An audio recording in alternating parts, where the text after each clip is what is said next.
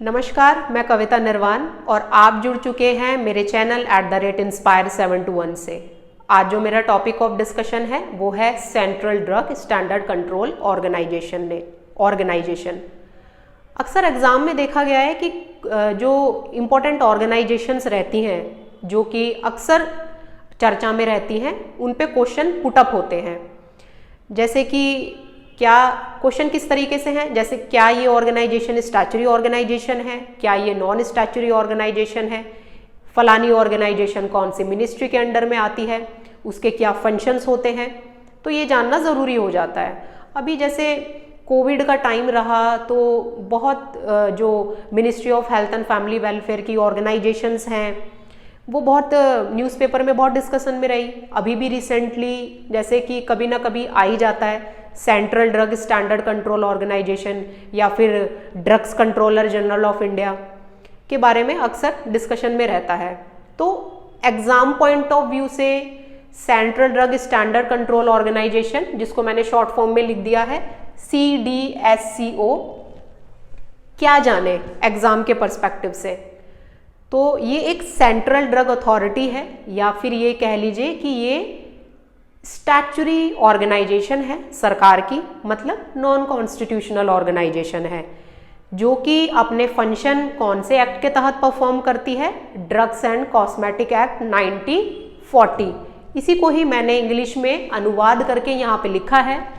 It is a central drug authority for discharging functions assigned to the central government under Drugs and Cosmetic Act of 1940। तो ये कौन से act के तहत अपने फंक्शंस परफॉर्म करती है? Drugs and cosmetic act 1940। ये एक स्टैच्यूटरी और नॉन कॉन्स्टिट्यूशनल ऑर्गेनाइजेशन है सरकार की। ये जो ऑर्गेनाइजेशन है central drug standard control organisation, ये कौन सी मिनिस्ट्री के अंडर काम करती है? It works under the ministry of health and family welfare के अंडर में ये जो ऑर्गेनाइजेशन है वो काम करती है। Ministry of health and family welfare, the national regulatory authority of India. अब ड्रग्स एंड कॉस्मेटिक एक्ट 1940 जिसके तहत इसको फंक्शन असाइन है, जिसके तहत ये ऑर्गेनाइजेशन अपना काम करती है, क्या फंक्शंस क्या इसको फंक्शंस दिए गए हैं under drugs and cosmetic act?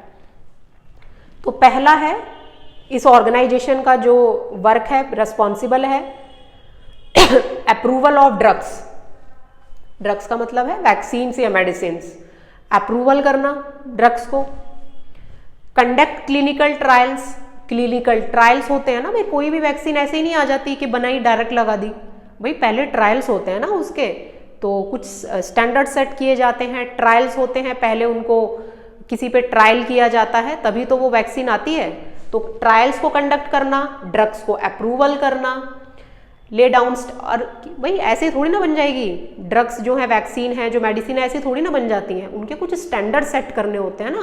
तो वो स्टैंडर्ड कौन सेट करेगा? Central drug standard control organisation. Quality देखना, जो इंपोर्टेड ड्रग्स होती हैं उनकी क्वालिटी को ओवरऑल चेक करना। कोऑर्डिनेशन ऑफ एक्टिविटीज, किसकी एक्टिविटीज को कोऑर्डिनेट करना? स्टेट्स ड्रग कंट्रोल ऑर्गेनाइजेशन, जो स्टेट की ऑर्गेनाइजेशंस हैं, जो डिफरेंट स्टेट्स हैं, उनकी जो ड्रग्स कंट्रोल ऑर्गेनाइजेशन है, उनकी एक्टिविटीज को भी कौन देखता है, कोऑर्डिनेट करता है? CDSCO along with the state regulator is jointly responsible for grant of licence भी देखती है किसके लिए? Specialised category of critical drugs such as vaccine, तो लाइसेंस भी प्रोवाइड करती है फॉर क्रिटिकल वैक्सीन्स या फिर ड्रग्स। अब ये जो central drug standard control organisation है, इसके हेड कौन होते हैं? इसके हेड हैं drugs controller general of India, DGCI इसको हेड करते हैं, या ये कह लीजिए जो इसके चेयरपर्सन है, जो इसके सारे काम को लुक आफ्टर करेंगे, जो इसके चीफ हैं वो कौन है? Drugs controller general of India. Drugs controller general of India is the head of the central drug standard control organisation. अब DGCI जो है वो ही अप्रूवल करेंगे लाइसेंस को, specified category of drugs such as blood and blood products, vaccine and sarin India।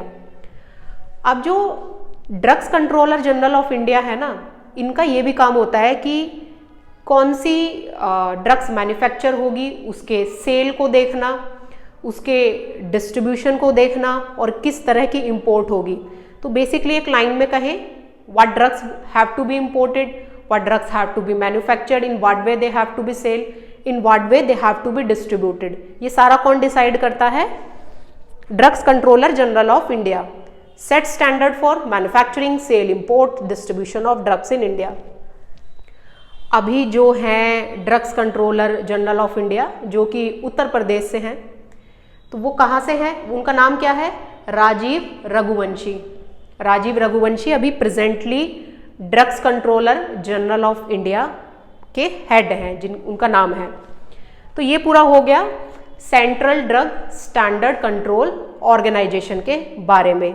जो भी exam के पर्सपेक्टिव से है वो मैंने यहाँ पे डिस्कस किया है। हालांकि आप और ज़्यादा डिटेल में पढ़ सकते हैं, PIB पे, विकिपीडिया पे, गूगल पे जाके आप सर्च कर सकते हैं, पर यहाँ पे सिर्फ एग्जाम पॉइंट ऑफ व्यू से बताया है। ये एक सेंट्रल ड्रग अथॉरिटी है, ये वर्क करती है under drugs and cosmetic act 1940। इसकी नोडल मिनिस्ट्री कौन है जिसके अंडर ये काम करती है? इसके क्या फंक्शन है? ये इसके फंक्शन है central drug standard control organisation के।